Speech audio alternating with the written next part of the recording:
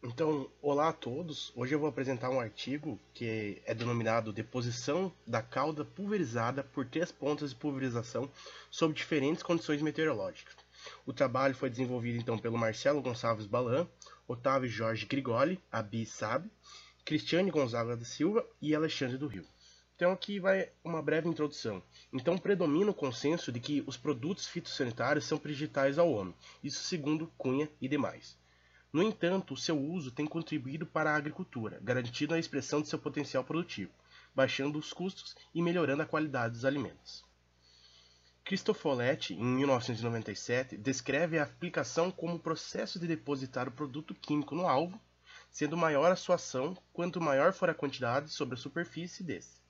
Entretanto, é dada muita importância ao produto fitossanitário e pouca à técnica de aplicação. Então, no passado, dispensava-se pouca atenção à uniformidade e tamanho de gotas produzidas em aplicações de produtos fitossanitários, uma vez que se buscava era o bom molhamento da cultura mediante o emprego de altos volumes de caldo, de acordo com Carreiro, em 1996. Hoje já há tendência de diminuição do volume de calda com a intenção da redução de custos e aumento da eficiência das pulverizações, segundo Soares e Leão, em 2008. Portanto, o conhecimento da forma de aplicação torna-se de fundamental importância para garantir que o produto alcance o alvo de forma eficiente, minimizando-se as perdas. Para isso, é necessário a uniformidade da aplicação e espectro de gotas adequado. Então, o conhecimento das condições de trabalho e o desempenho das pontas de pulverização para Cristofoletti, em 99, são fundamentais quando se busca uma aplicação adequada, eficiente e econômica. Womack, Goodwin e Hart, em 1997, afirmaram que a escolha e o uso adequado de bicos de pulverização constituem passos importantes para a melhoria das condições de precisão e segurança na aplicação de fitossanitários. Então, o objetivo desse trabalho foi avaliar a variação da deposição da cauda de pulverização em variadas condições de temperatura e umidade relativa do ar, nos diferentes horários de aplicação de três tipos de pontas de aplicação.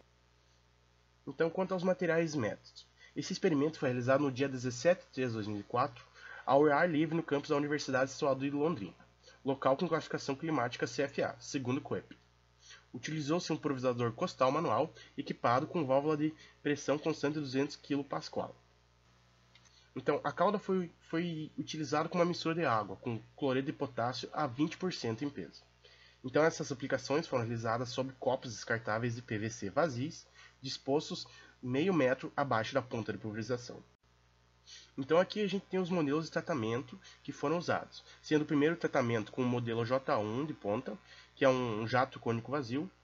Então a classificação das gotas produzidas é de muito finas a finas e com vazão por litro por minuto de 0,5.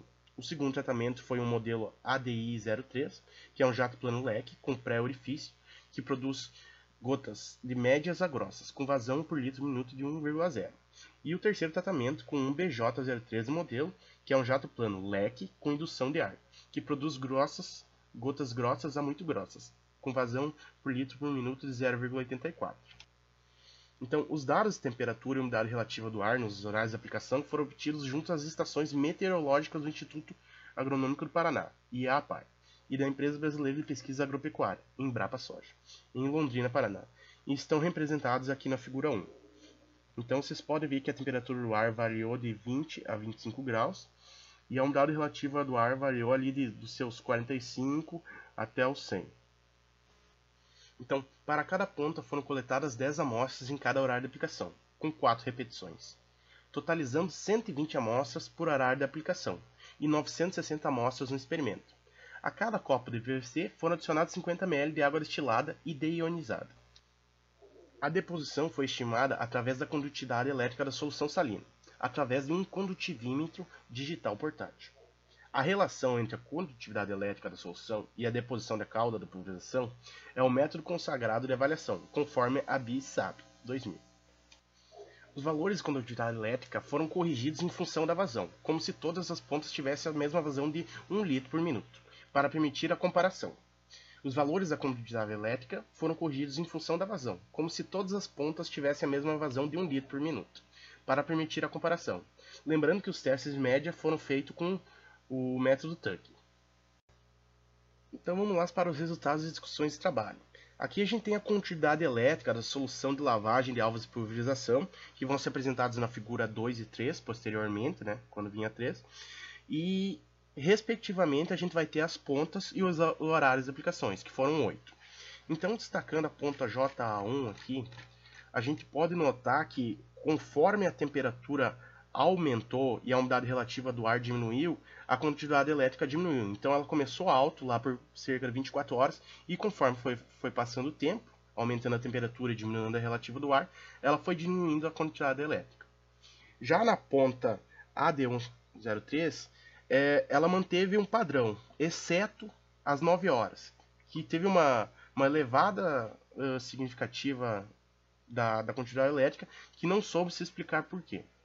E já na ponta BJ03, que eu estou destacando em azul aqui nas flechinhas, a gente pode notar que ela manteve uma variação de condutividade elétrica dentro do padrão, o que já era esperado pelas especificações técnicas que tinha o produto. Então já era esperado que ela mantesse. Ali pelas 18 horas a gente pode notar que teve uma baixa, mas ela ficou ainda dentro da média. Então aqui a gente tem figura 3, que vai dizer a condutividade elétrica da solução de lavagem da pulverização para os 8 horários, com 3 tipos de pontos de pulverização, onde a gente vai ter a deposição pelas pontas e pelos horários. Então aqui a gente pode notar que a ponta BJ03, que eu destaquei em verde, ela não diferiu da ponta ADI03, ela não teve uma diferença muito grande pela deposição. Enquanto que na ponta JA1, a gente teve muita variância, variando em quase em todos os casos aqui, segundo o trabalho. E tendo bastante e pouca deposição, variando muito. Então a gente pode chegar à conclusão que quando se tem gotas finas, no caso, gotas finas ou muito finas, tem que ter muita atenção, mas muita atenção com o horário da aplicação e a umidade e a temperatura do ar, que isso vai influenciar muito. Então, aqui a gente chega à conclusão do trabalho, que os autores chegaram, que as pontas de pulverização ADI03 e BJ03 não tiveram sua deposição afetada significativamente pela variação de temperatura e umidade relativa do ar durante os horários de avaliação e não diferenciaram entre si. Já a deposição da cauda de aplicação da ponta J1 é significativamente reduzida com o aumento da temperatura e diminuição da umidade relativa do ar, chegando a variar em mais de 100% entre os valores extremos observados no presente trabalho. É isso aí, muito obrigado pela atenção.